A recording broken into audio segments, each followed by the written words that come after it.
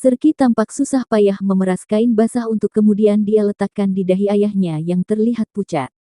Suhu tubuh ayah mencapai 39,3 derajat Celcius. Luke mencabut termometer dari mulut ayahnya dan menatapnya dengan cemas. Archer dan Omike yang tengah memijat lengan serta kaki sang ayah menjadi risau mendengar ucapannya. Apa yang harus kita lakukan? Si bungsu bertanya kepada kakak-kakak kembarnya. Tiga lainnya saling tatap sebentar dan berpikir. Beberapa menit setelah itu Serki akhirnya menemukan satu cara terbaik untuk kesembuhan ayah mereka. Kita harus membawa ayah ke rumah sakit. Aku juga berpikir seperti itu, tapi masalahnya adalah kita tidak punya uang. Tutur Omike sambil menggaruk kepalanya. Keempat anak itu terdiam kembali dengan ekspresi kebingungan di wajah mereka. Dengan mata terpejam berat dan sakit kepala yang hebat, Malter memaksakan diri untuk berbicara. Jangan hiraukan ayah. Lebih baik, kalian pergi ke sekolah. Ayah, jangan berbicara demikian, kami tidak mungkin gila untuk meninggalkanmu sendirian dalam keadaan ini. Bantah Luke. Tetapi, Malter tidak sanggup melanjutkan ucapan karena kepalanya yang berdenyut-denyut sakit. Meski dia ingin berbicara lagi setelahnya, namun pusing kepala membuat Malter pasrah dalam diam. Mendengar dengkuran kasar yang terdengar berat, empat bocah itu akhirnya bernafas lega. Sepertinya ayah mereka telah tidur, pikir Sola bersamaan. Omike tiba-tiba memiliki ide, bagaimana kalau kita menghubungi nomor telepon Ibu Gisela?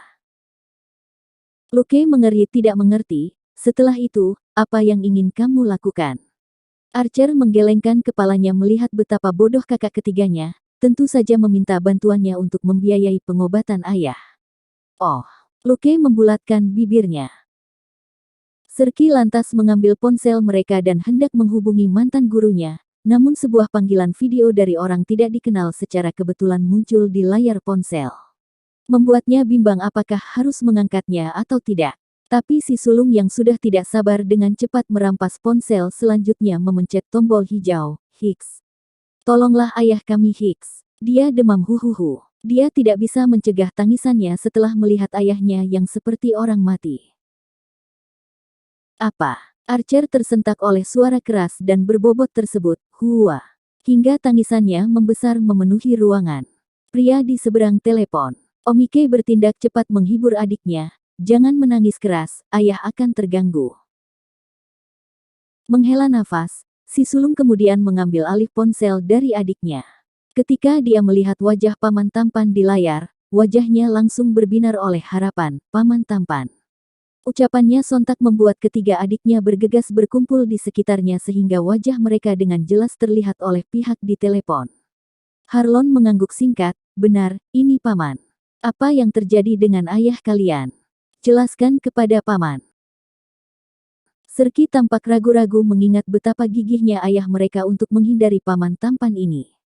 Tapi untuk sekarang dia tidak punya pilihan banyak selain mengatakan yang sebenarnya. Kemarin ayah ingin mendaftarkan kami di sekolah lama tapi ketika pulang dia basah kuyup oleh air hujan sehingga demam.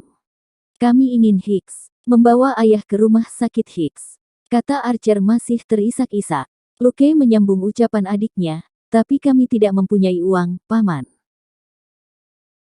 Pria di layar terlihat membuang nafas panjang sebelum berucap, jaga ayah kalian baik-baik dan jangan kemana-mana. Paman akan segera ke sana, mengerti? Sola menaik turunkan kepala mereka. Usai menutup panggilan, Harlon memerintah supir pribadinya, tambah kecepatan, dalam 15 menit aku ingin kita sampai di sana atau jangan pernah bermimpi untuk melihat gaji terakhirmu. Baik, Tuan. Kaki supir gemetaran saat menginjak pedal gas dan mobil yang dikemudikannya segera melaju kencang di jalan raya. 5 menit berlalu tapi Harlon masih menggigit kukunya sambil duduk dalam gelisah, seolah-olah dia ingin terbang agar bisa segera sampai di sana. Lantas mendesah kasar, sialan. Tidak bisakah kamu lebih cepat lagi Sergahnya marah. Di rumah, Sola semakin khawatir akan kondisi ayah mereka yang kian memburuk.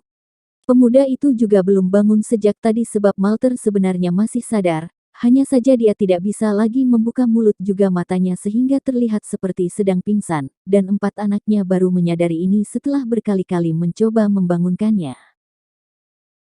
Mereka tidak bisa berpikir jernih untuk saat ini, ketakutan membuat suara mereka tercekat di tenggorokan dan digantikan oleh kristal bening yang membasahi wajah mereka. Hicks, ayah, bangun huhuhu. Archer menggoyang-goyangkan badan ayahnya yang begitu panas. Ayah, Hung. Luke menangis sembari menutup matanya memakai tangannya. Serki memandang cemas pintu masuk serta ponsel di tangannya. Dia tidak repot-repot mengelap air yang mengalir dari kedua bibir matanya. Ayolah.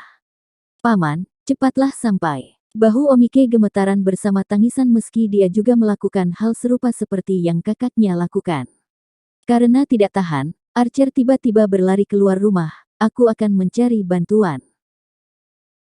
Omike dengan panik memperingati, Serki, Luke, jaga ayah. Aku akan menyusul Archer. Sebelum berlalu cepat dari kamar. Malter mendengar semua kekacauan, sangat disayangkan dia tidak bisa melakukan apapun kecuali menangis dalam diam. Walau tidak ingin bertemu pria itu lagi, tapi di lubuk hatinya yang paling dalam, dia masih mengharapkan kehadirannya saat ini. Sementara itu, Omike yang mengejar adiknya, berusaha memanggil Archer. Tunggulah paman itu datang. Kita tidak mengenal tetangga di sini. Archer menoleh pada sang kakak tanpa menghentikan larinya. Apakah kamu sanggup melihat kondisi ayah yang terus-menerus memburuk? Menurutmu, aku juga khawatir tapi kita tidak terlalu mengenal baik orang-orang di sini. Balas Omike. Tiba-tiba dia melihat mobil mewah melaju dari arah berlawan menuju adiknya. Omike berteriak keras, Archer awas. Lalu mengerahkan seluruh tenaga untuk memperlaju kakinya. Dia berhasil mendorong Archer ke pinggir jalan tepat ketika mobil itu berjarak beberapa meter dari adiknya. Supir mobil melihat kehadiran bocah itu, mendadak mengerem dan membanting setir menghindar hingga nyaris menabrak tiang listrik di tepi jalan. Dengan badan gemetaran Archer bangkit dari tanah, tidak menghiraukan lututnya yang terluka dan bergegas memeluk kakaknya di tengah jalan. Hua. Hicks. Omike, maafkan aku huhuhu. Omike menghela nafas bebas, membiarkan tubuhnya gemetaran lalu merengkuh adiknya, Hicks. Tidak apa-apa, kita selamat. Harlon mengumpat dalam mobilnya, bajingan. Siapa yang berani menghalangi jalanku? Kemudian keluar dengan penuh amarah. Tapi ketika dia menemukan dua anak Malter, api dalam tubuhnya langsung lenyap begitu saja. Kalian, keduanya menoleh, seketika tangis mereka pecah, paman. Dek. Pria itu mengabaikan rasa sakit di hati kecilnya dan berjongkok di depan dua bocah itu. Apa yang kalian lakukan di sini? Bukankah paman sudah berpesan untuk menjaga ayah kalian? Archer menghamburkan diri memeluk paman tampan itu, Paman Hicks. Tolong ayah. Harlon mengusap-usap punggungnya. Tenanglah, paman ada di sini. Setelahnya memandang Omike, tunjukkan rumah kalian, paman akan mengantar kalian ke sana. Omike menganggukkan kepalanya, rumah kami berada di sana. Tangan kecilnya menunjuk ke sebuah rumah sederhana yang cukup menyedihkan di mata Harlon. Ketika mereka tiba di rumah Malter, Harlon tertegun sejenak di pintu. Sungguh, dia tidak pernah membayangkan kalau mantan sahabatnya akan hidup di tempat seperti ini. Harlon menurunkan Archer dari gendongannya, melangkah ke tempat tidur dan menaruh telapak tangannya di dahi Malter, kemudian bertanya kepada empat bocah kembar itu. Berapa suhu tubuhnya? Sebelumnya itu 39,3 derajat Celcius dan sekarang telah menjadi 39,8 derajat Celcius.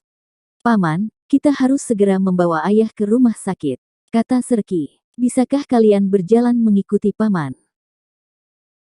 Sola mengangguk bersamaan. Pemuda itu kini berada di gendongan gaya pengantinnya lalu mereka semua berjalan keluar rumah.